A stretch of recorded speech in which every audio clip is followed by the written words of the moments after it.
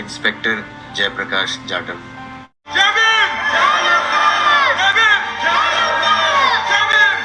Inspector Jayaprakash Jatav साल 1978 दिल्ली की एक शाम दो मासूम बच्चे गीता और Sanjay Chopra all India radio के एक प्रोग्राम में हिस्सा लेने के लिए घर से निकलते हैं।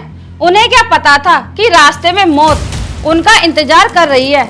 एक ऐसा अपराध जिसने पूरे देश की रूह को कपा दिया था, जिसने भारत की संसद को हिलाकर रख दिया था और जिसके बाद देश के कानून को बदलने पर मजबूर होना पड़ा था। जी हाँ, मैं बात कर रही हूँ कुख्यात रंगा बिल्ला कांड की। और आज हम बात करने वाले हैं अमेजन प्राइम वीडियो की सबसे चर्चित और डार्क क्राइम थ्रिलर सीरीज राख की, जो रोंगटे खड़े कर देने वाली सच्ची घटना पर आधारित है। नमस्कार दोस्तों, स्वागत है आपका हमारे चैनल पर। आज की इस वीडियो में हम सीरीज राख का पूरा कच्चा चिट्ठा खोलेंगे। क्या है इसकी असली कहानी, अली फजल और सोनाली बेंद्रे ने कैसे काम किया है और क्यों यह सीरीज आपको अंदर तक झकझोर कर रख देगी, सब कुछ जानेंगे अगले 6 मिनटों में। वीडियो को आखिर तक जरूर देखिएगा। सीरीज को समझने से पहले हमें उस खौफनाक इतिहास को समझना होगा जिस पर यह बनी है।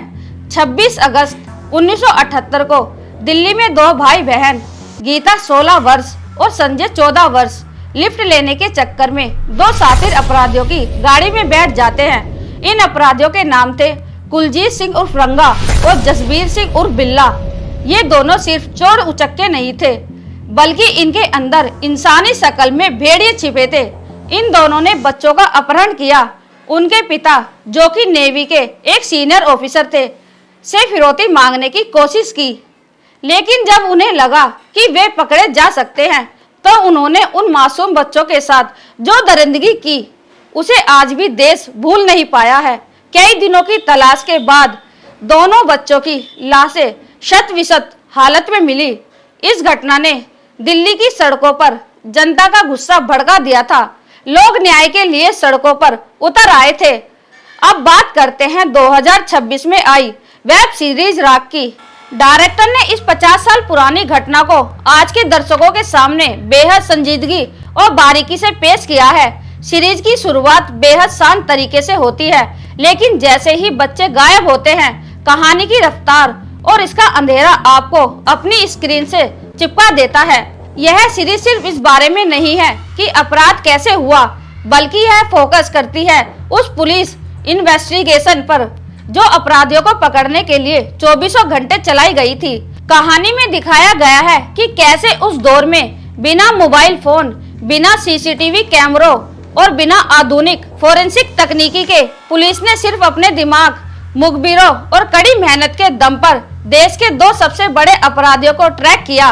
दोस्तों, जहां एक तरफ राख अपनी थ्रिलिंग कहानी के लिए तारीफें बटोर रही है, वहीं दूसरी तरफ यह सीरीज सोशल मीडिया पर एक बड़े जातिगत और धार्मिक विवाद में घिर गई है।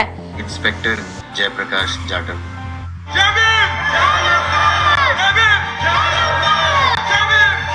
विवाद की मुख्य वजह है असली इतिहास के साथ की गई क्रिएटिव लिबर्टी, यानी रचनात्मक छूट। दरअसल असल जिंदगी में 1978 के इस रंगा बिल्ला केस को सुलझाने वाले दिल्ली पुलिस के मुख्य जांच अधिकारी इंस्पेक्टर वीपी गुप्ता थे, लेकिन सीरीज मेकर्स ने मुख्य जांचकर्ता का नाम बदलकर सब इंस्पेक्टर जयप्रकाश जाटव कर दिया है, जिन्हें एक दलित ऑफिसर के रूप में दिखाया गया है। सीरीज में उनके घर में ज्योतिबा फूले और बाबा साहब अम्बेडकर की तस्वीरें दिखाई गई है और यह दिखाया गया है कि कैसे उन्हें पुलिस फोर्स के भीतर जातिगत भेदभाव का सामना करना पड़ता है। दर्शकों और आलोचकों का एक बड़ा वर्ग इस बात पर आपत्ति जता रहा है। उनका कहना है कि जब यह केस एक सच्ची घटना पर आधारित है तो इसमें जबरन जातिवाद और प्रोपेगेंडा एंगल क्यों जोड़ा गया। आलोचकों का कहना है कि असली जांच टीम में कोई जातिगत राजनीति नहीं थी, लेकिन शो में दलित कार्ड खेलने के लिए एक ब्राह्मण हवलदार को कामचोर और अक्षम दिखाया गया है।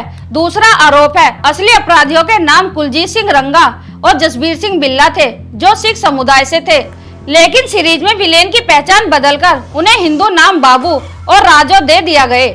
वहीं असली घटना में बच्चों को बचाने की कोशिश करने वाले बाबूलाल का नाम बदलकर सलीम कर दिया गया है। दूसरी तरफ सीरीज के मेकर्स और इसके समर्थकों का तर्क है कि राग कोई डॉक्यूमेंट्री नहीं बल्कि एक सिनेमाई ड्रामा है जो सिर्फ सच्ची घटना से प्रेरित है। उनका कहना है कि भारतीय मुख्य धारा के सिनेमा में अक्सर दलित किरदारों को सिर्फ पीड़ित दिखाया जाता है, लेकिन इस सीरीज ने पहली बार एक जाटव दलित किरदार को मुख्य धारा के एक बुद्धिमान और कड़क पुलिस अफसर के रूप में पेश किया है जो समाज की कड़वी सच्चाई और व्यवस्था से लड़ता है। यही वजह है कि दलित समाज के कई लोग इस किरदार जयप्रकाश जाटव की जमकर तारीफ भी कर रहे हैं। दोस्तों, एक तरफ जहां यह विवाद सोशल मीडिया पर गरमाया हुआ है, वहीं दूसरी तरफ अली फजल की बेहतरीन एक्टिंग की वजह से यह शो लगातार चर्चा में बना हुआ है। इस सीरीज की सबसे बड़ी ताकत है इसके कलाकार। सबसे पहले बात करते हैं अली फजल की। मिर्जापुर के गुड्डू भैया के रूप में धमाल मचाने वाले अली फजल यहाँ बिल्कुल अलग रूप में हैं। वे एक बेहद गंभीर, थके हुए लेकिन हार न मानने वाले पुलिस ऑफिसर के किरदार में हैं। उनकी आंखों में बेबसी भी दिखाई देती है और अपराधियों को सलाखों के पीछे भेजने का गुस्सा भी। उनका अभिनय इस सीरीज की जान है। दूसरी तरफ है सोनाली बेंद्रे। लंबे समय बाद वे इस तरह के किसी डार्क इंटेंस रोल में नजर आई है। उन्होंने पीड़ित परिवार के दर्द, उनकी तड़प और न्याय के लिए उनकी लड़ाई को स्क्रीन पर जीवंत कर दिया है। जब आप उन्हें स्क्रीन पर रोते हुए या टूटते हुए देखते हैं तो आपकी आंखें भी नम हो जाती है। इसके अलावा विलेन का किरदार निभाने वाले कलाकारों ने क्रूरता की सारी हदें पार कर दी है, जिन्हें देखकर आपको उनसे सच में नफरत होने लगेगी। सीरीज का टोन बहुत डार्क और ग्रिटी रखा गया है। 1970 के दशक की दिल्ली, पुरानी गाड़ियां, पुलिस थाने का माहौल, सब कुछ इतना असली लगता है कि आप उसी दौर में पहुंच जाते हैं। मेकर्स ने कहानी के साथ फालतू का मेलोड्रामा या बॉलीवुड स्टाइल का एक्शन नहीं जोड़ा है। इसे एक रियलिस्टिक डॉक्यूमेंट्री ड्रामा की तरह रखा गया है जो इसकी गंभीरता को बनाए रखता है। यह सीरीज दिखाती है कि कैसे कानून और व्यवस्था को ऐसे अपराधियों से निपटने के लिए खुद को बदलना पड़ा। आपको बता दें कि इसकी रंगा बिल्ला केस के बाद ही भारत में बच्चों के खिलाफ होने वाले अपराधों के लिए फांसी की सजा के कानून को और कड़ा किया गया था। कुल मिलाकर कहे तो राग कोई टाइम पास मनोरंजन नहीं है, यह एक भारी दिल दहला देने वाली और सोचने पर मजबूर कर देने वाली सीरीज है।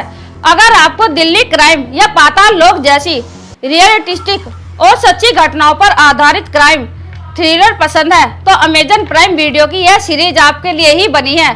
कमजोर दिल वाले इसे थोड़ा संभल कर देखें। तो दोस्तों, क्या आपने राग सीरीज देखी है? अगर देखी है तो आपको अली फजल की एक्टिंग कैसी लगी मुझे नीचे कमेंट्स बॉक्स में जरूर बताइए।